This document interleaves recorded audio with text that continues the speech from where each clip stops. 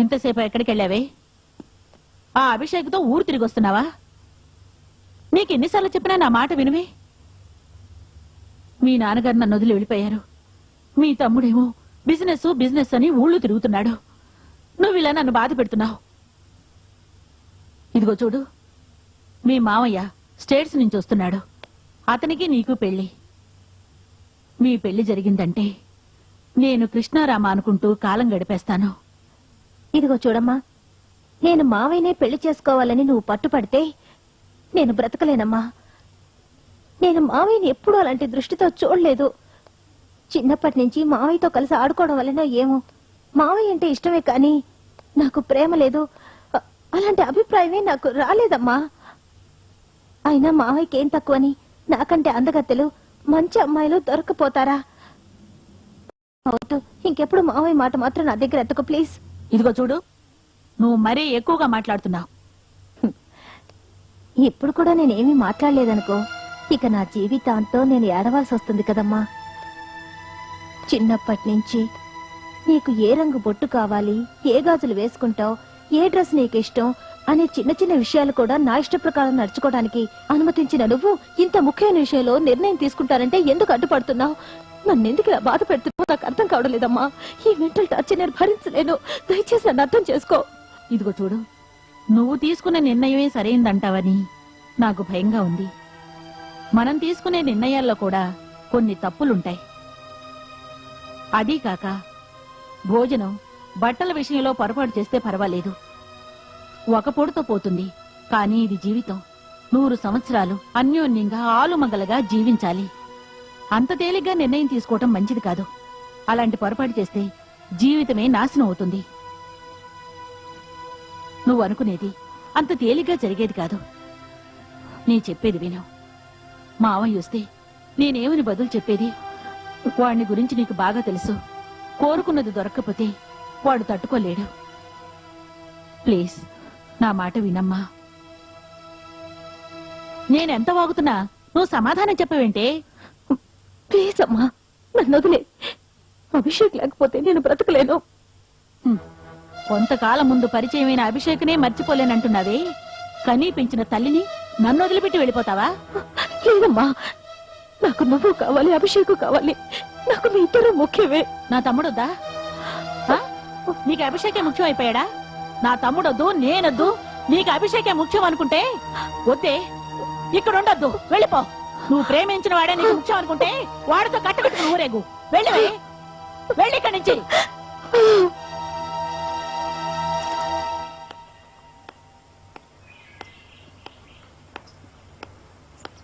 రండి.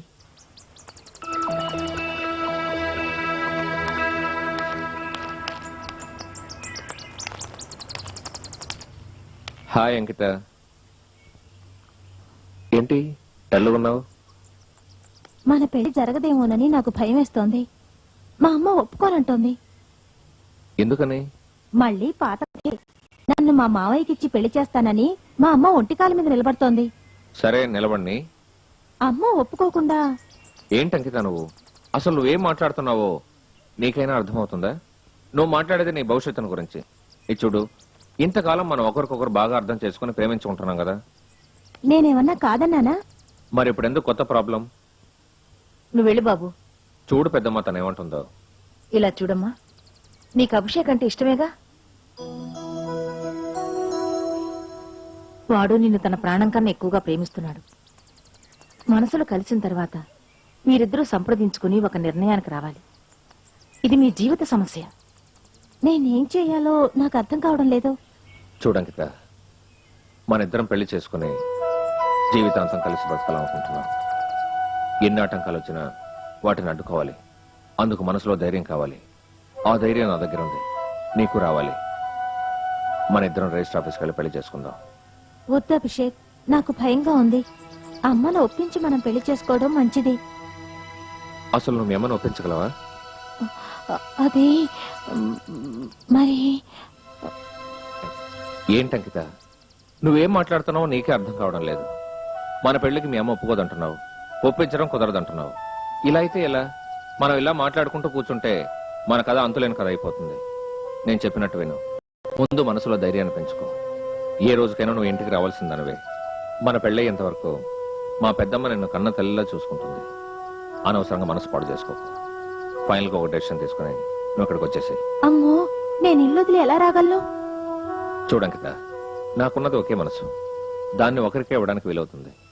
ఆల్రెడీ నీకు ఇచ్చేశాను. నీకోసం ఏ త్యాగానైనా చేయడానికి సిద్ధంగా ఉన్నాను. అవునమ్మా, అభిషేక్కి తల్లి లేదనే కొరత, తండ్రి లేడనే బాధ తెలియకుండా పెంచి పెద్దవాణ్ణి చేశాను. వాణ్ణి కంటికి రెప్పలా చూసుకునే నేను నిన్ను చూసుకోలేనా? లుక్ అంకిత, మనసుకు నచ్చిన వాడిని పెళ్లి చేసుకుని సుఖంగా బ్రతకడమే జీవితం. అలా కాకుండా ఏదో బ్రతుకుతున్నామని బ్రతకడంలో అర్థం లేదు. ఏంటి, నేను చెప్పింది రైటేనా? ఒప్పుకోమ్మా.